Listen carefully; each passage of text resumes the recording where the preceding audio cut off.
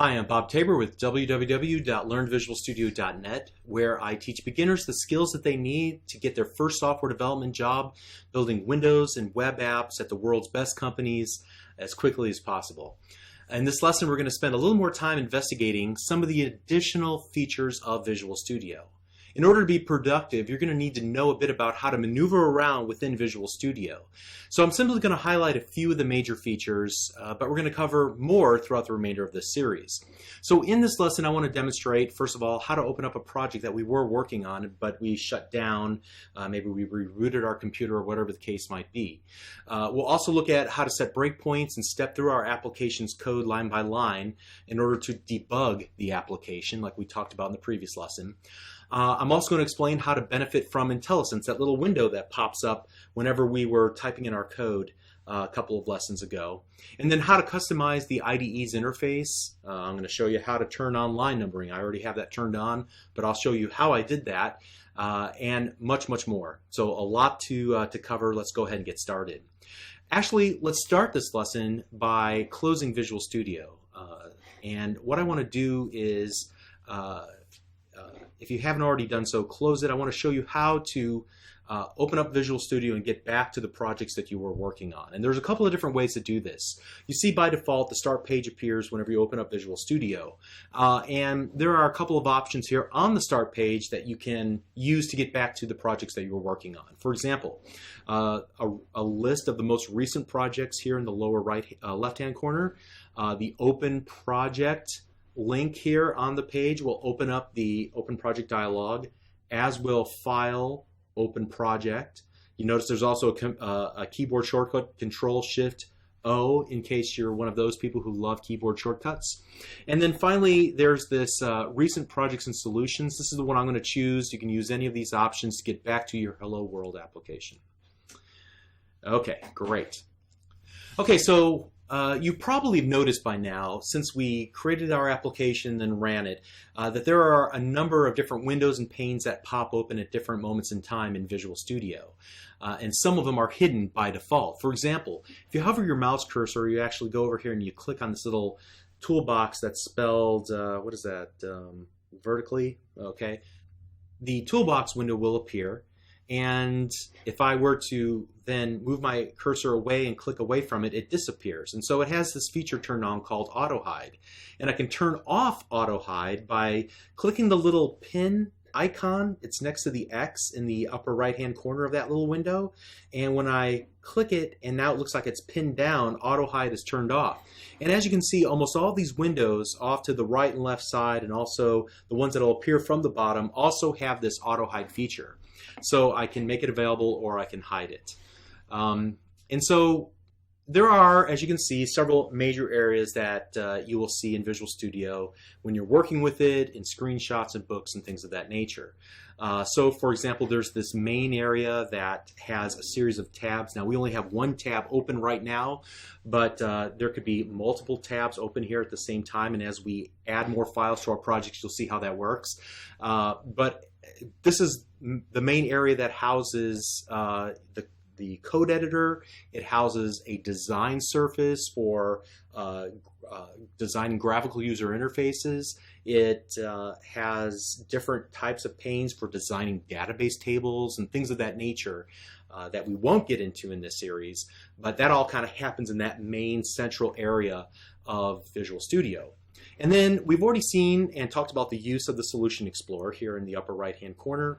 This lower left-hand corner is the Properties window where we can set the properties of various visual objects selected in the main area. I'll talk about that in just a moment. There's also this this toolbar area here in the menu at the top that we've used several times already. And then there's also this area at the very bottom, and we noticed how it gives us status updates about the current state of Visual Studio. It's currently ready for us to do something. We saw what happened whenever we built the release version of our application. It told us that the build succeeded. Okay, so information like that, it'll put in this little area at the very bottom. It'll tell us when we're in the code window, what line, column, character we're on, and so on, whether we're in insertion mode or whatever the case might be. All right, and then there's this toolbox off to the left-hand side. So the toolbox area and the properties window, you might wonder, well, what are these for? For console window applications like we're going to be writing to learn the C# language itself, we're not going to have much of a use for the toolbox and the properties windows, quite frankly. They're more suited for creating and working with project types that create graphical user interfaces like Windows applications or web-based applications. So the idea is that you drag something like a button or a text box from the toolbox and you drop it into a designer surface area that looks like the window that you're actually building, and then you can move it around, you can resize a button or a text box, or you can select it and then make changes about some of its properties here in the properties window in the lower right-hand corner. And so actually at the very end of this series of lessons, we're going to do exactly that when we talk about programming events and things of that nature. We're going to create a graphical user interface, a web and a Windows-based application, just very briefly, but we'll use those two windows. They'll be key to our understanding of how to build them much later in the series. Okay. You'll remember that whenever we actually started our application in debug mode, and we encountered an error with our code, that a little error list popped up, and it gave us a list of the problems with our source code. So we're already kind of familiar with that window. There's also some other windows that we'll see that will appear from the bottom or the right side or the left side in different situations. For example, in just a moment we're going to see some new windows whenever we get into debugging our applications. There's a locals and a watch window and a few others that become available to us in certain contexts. So what are these contexts I'm speaking of? Well, I'm talking about the different types of activities that we perform while we're building an application. So for example, there is the design time context. It's the context that we're in right now. It's where we're actually writing code and designing our application. Whenever we then selected the Start button on the toolbar, we were in a new context called debug time, also known as debug mode.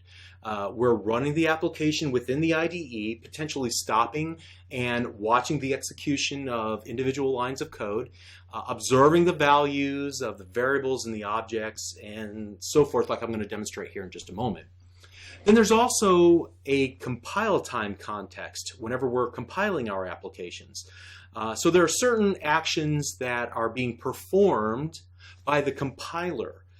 And admittedly, it's a very short period of time relative to the amount of time we spend in design and debug mode, but it's obviously a crucial context for our application where our C# code is turned into something else, into an executable version of our app. Okay? So Visual Studio will display different sets of windows depending on the given context that we're currently in. Windows that will support the activities of that current context. So what context pops to my mind first is the debugging context. We've been talking about it. Let's go ahead and take a look at what that means. It's actually one of the most important features of the IDE, the ability to help you find problems with the code you've written.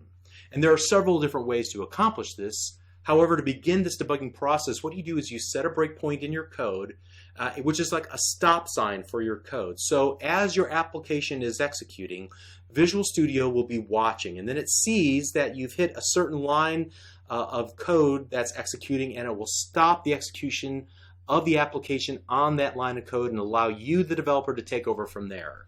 So while execution is paused, you, the developer, can investigate aspects about how your application is performing.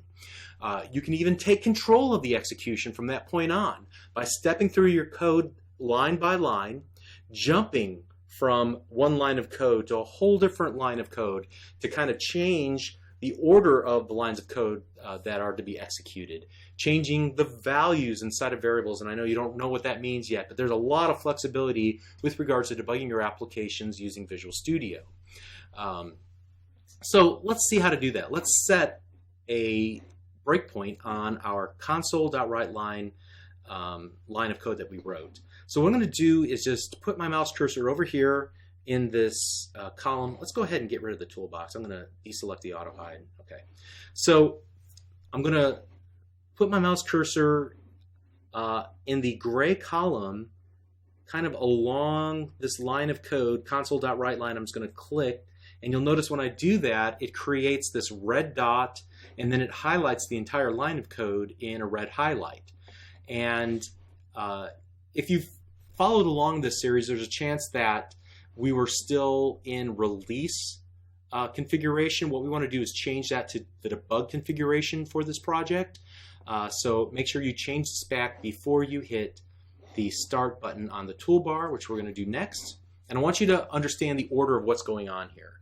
I hit the start button, and then you saw the console window pop open for a split second, and then immediately we were returned to Visual Studio.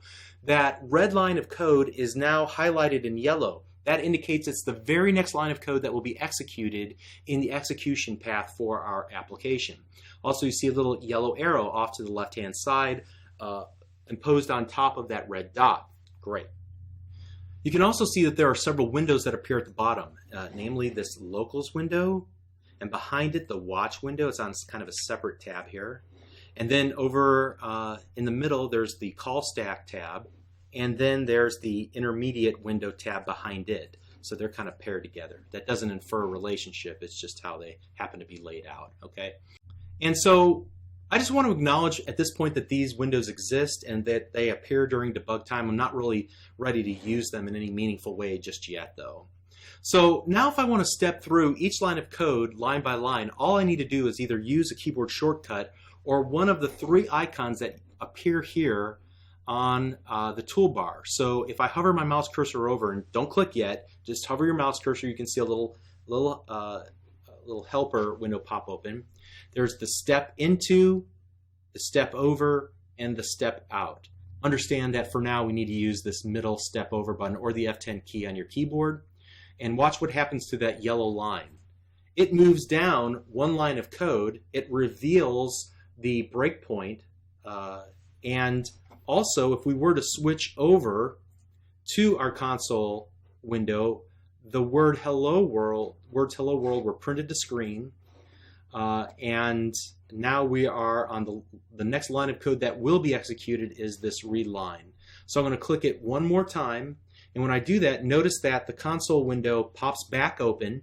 It's actually waiting here per the instruction of the read line method for the end user, me in this particular case, since I'm debugging the application, to hit the enter key on my keyboard, which will then allow us to continue walking through. You can see it's exited off of the read line and now moving on to some of these other lines of code which are kind of completing the code blocks that have been defined. I'm just going to click this start button, but wait, it's changed names. It's now the continue button. That's fine. It will continue execution throughout and end the program. Okay, so now that we're done with the breakpoint, there's a few different ways to remove it. We don't need it anymore. We don't want to stop on this line of code any longer. We want to remove the breakpoint, so we can do one of three things. We can either click the red dot, again, notice that it goes away, so I can turn it on and turn it off, or I can use the F9 button on my keyboard when this line of code is selected. So when I have the caret on that line of code, I can hit F9 to make it disappear. It'll toggle the breakpoint for the current line of code, or I can select the debug menu option, toggle breakpoint, and it will remove it as well, as long as we're on that line of code with the caret with our text cursor. Okay. All right. So several times in this series of videos, I'm going to comment out a line of code and replace it with a different line of code, or I'm going to create a code comment to make a note to myself or somebody else who may work on the project in the future about what it was that I was intending to do, or explain why I did what I actually wound up doing. So a comment is denoted by a double forward slash, so // and then I can type anything here, like for example this is a comment. All right, and comments are not compiled into the application, so simply put, it's an instruction to ignore a line of code.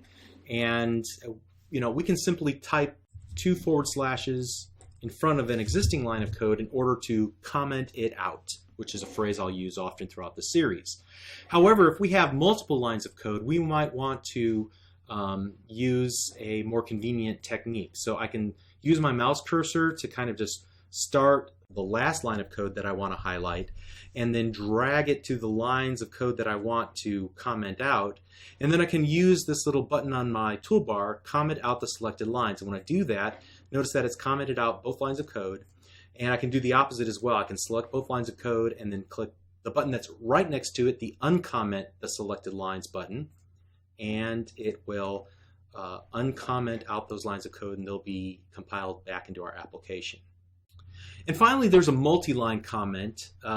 What you do is you begin with a / and you put an asterisk next to it, and then you move to the bottom or the last line that you want to comment out, and then do the opposite, an asterisk /. And now, as you can see, it's kind of highlighted there. It will comment out multiple lines without having just a bunch of double / prefixed to everything, okay? And so this is actually my preferred technique whenever I comment out multiple lines of code, is to use that /*/. Okay. So as you were typing that first line of code, you may have noticed that window that appeared beneath the caret as you typed. Well, this window is called Intellisense, and once you master it, it can perform several really helpful tasks. First of all, it lets you know your contextual options, and it will actually finish your typing for you, or autocomplete what you're typing. So let's do this. In this case, I'm going to type in the word con, and notice that it pops up console, but it will probably put you close to any of those, in this case, classes or any identifiers that really would make sense in this context. Okay, it just happened to pop up console this time, but it would probably get you close no matter what it is selected first, maybe some of these other options, right? But at this point now, what I can do is I can use the up and down arrows to move through the list of options, or I can continue typing to filter the list. Furthermore, what I can do next is I can hit the space bar. So let's go down to console and hit the space bar, and notice that it typed out the entire word. This actually works with any delimiter.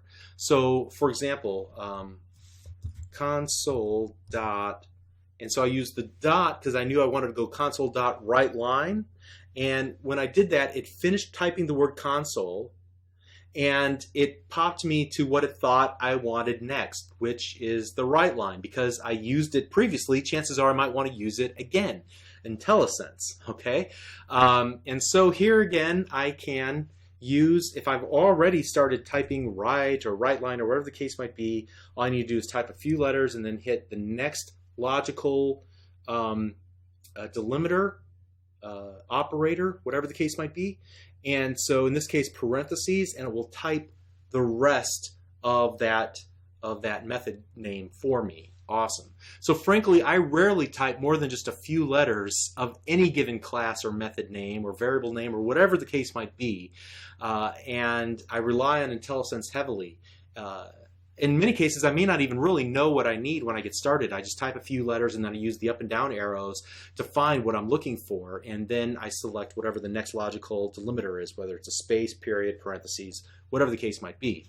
So the second cool thing that Intellisense does for you is that it gives you a brief window containing help for the current property method, class, or keyword in .NET.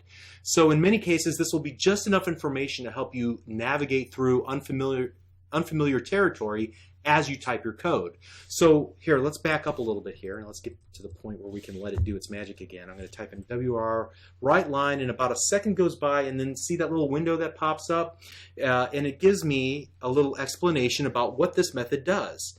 It writes the text representation of the specified array of objects, followed by the current line terminator to the standard output stream, blah, blah, blah, blah. All right, you're saying, well, all it really did was just print a screen. I know, it's just being very specific. This is developer speak, okay? But essentially, it will prompt you, for example, what's the difference between right and right line? Well, I can compare the two. This one writes to the standard output stream. This one writes to the output stream with a current line terminator, which means it'll give us, you know, that one line, and it'll move to the next line and print out the rest of whatever we have below that. Okay, so it helps me to narrow down what my options are and select the right the right thing, the right option based on what I'm trying to accomplish. Awesome.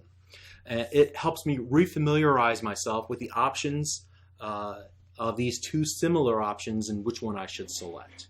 Great.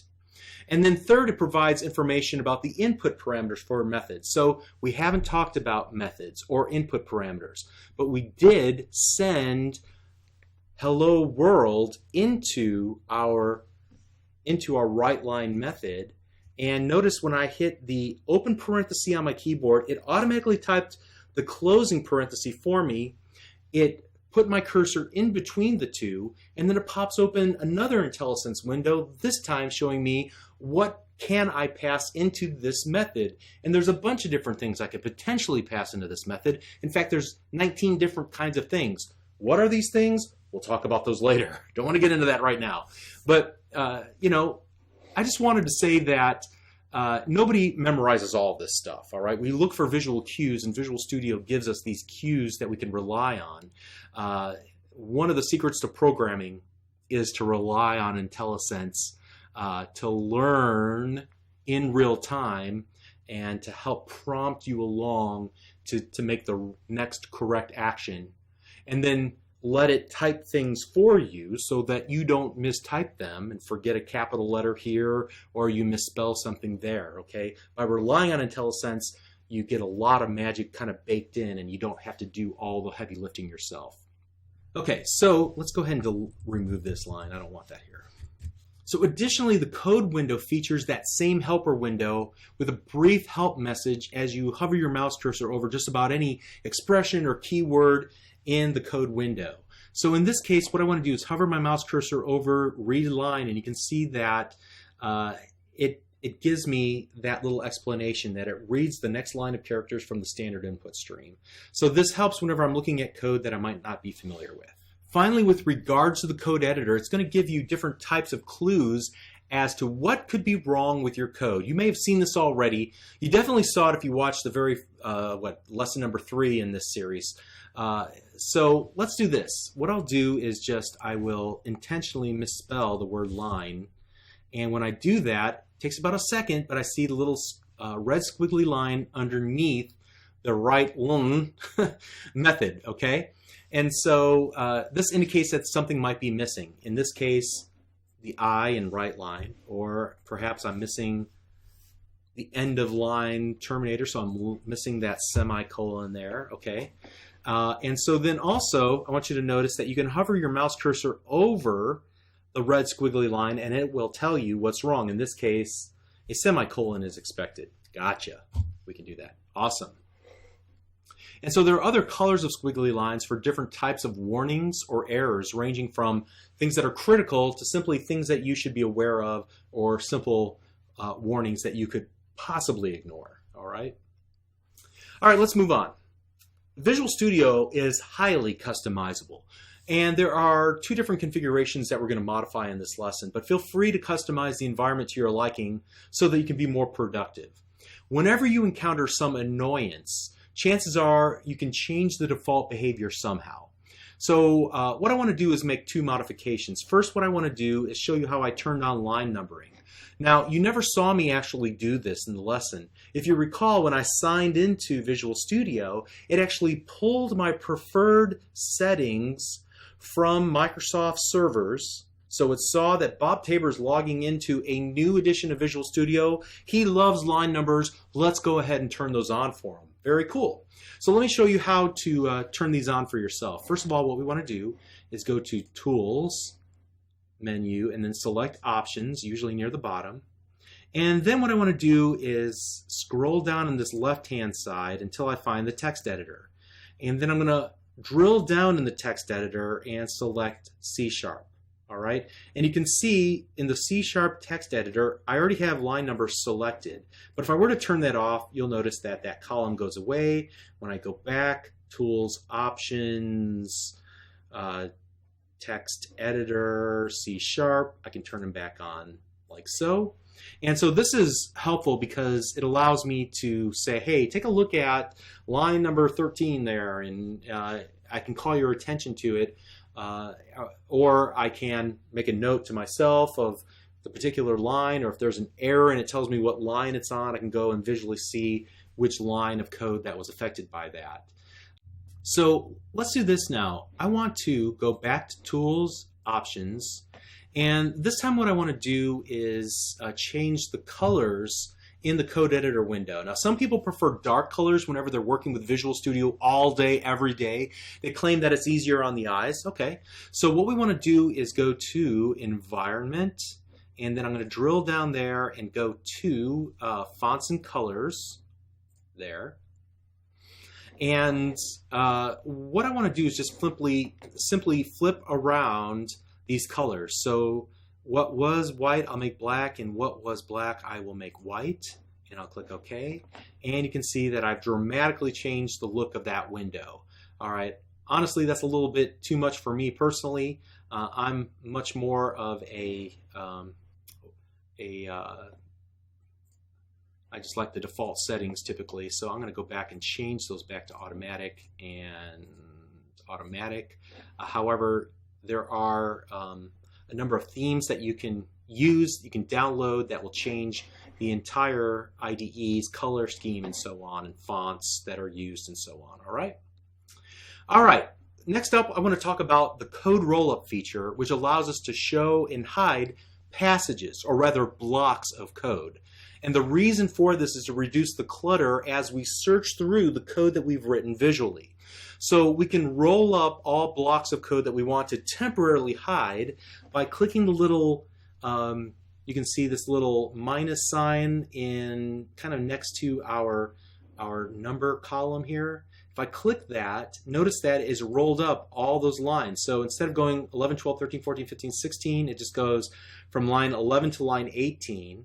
So we've rolled up static void main, and over here on the right hand side there's a little box with an ellipsis. If I hover my mouse cursor over that, it will show me the code that's inside of that window, or at least a snapshot of that code, letting me know what was rolled up there. So it allows me to visually hide it, but I can get back to whatever information is inside of it. I can do multiple roll-ups. I'm not sure how helpful that is, but you can certainly roll up any block of code and then be able to hover over and see what's inside of that if you want to. All right, so the next thing that I want to talk about is visual feedback regarding the state of your code and whether it's been saved or not. So when you have code that's yet to be saved, you can see it in one of two ways. First of all, you'll notice in the tab next to the name program.cs, the file name, there's a little asterisk. So that suggests that this file needs to be saved. There's also a little yellow vertical stripe that appears next to the numbers, the line numbers for the code. And so this tells me that this code has not yet been saved. So what I can do is click the Save All button, and when I do that, notice that those lines that were formerly yellow, they are now green, indicating that they've recently been changed and recently been saved. Now, let's do this. I want to close this tab by clicking the little X in the right-hand corner of the tab, and then I'm going to open it again by going to the Solution Explorer and double-clicking program.cs. Notice when I do that, it gives me a little preview window over here because the tab is in the right-hand side. If I want to work with this window, I can double-click the program.cs, and then it will be opened on the left-hand side. So when it's on the right, here, we'll just do this. It's just a preview. If I make any edits to this whatsoever, like when I hit the spacebar on my keyboard, or if I double-click program.cs in the Solution Explorer, then it will open it up in edit mode, essentially, all right? And now, notice here, I kind of messed up what I was going to show you here. Let's go ahead and close it, open it up again, and notice that there are no lines, no yellow or green lines here in this area between the line numbers and the roll-up region areas, and that indicates that this is a fresh file that has not been changed since the last time we've opened it up into the main area of the IDE. Okay? All right, so this was a very small collection of information about the IDE. We could spend hours talking about all the little cool features that Visual Studio has tucked away, but you're going to learn enough to be able to be competent with it by the end of the series. So just hang in there, you're doing great. See you in the next lesson. Thank you.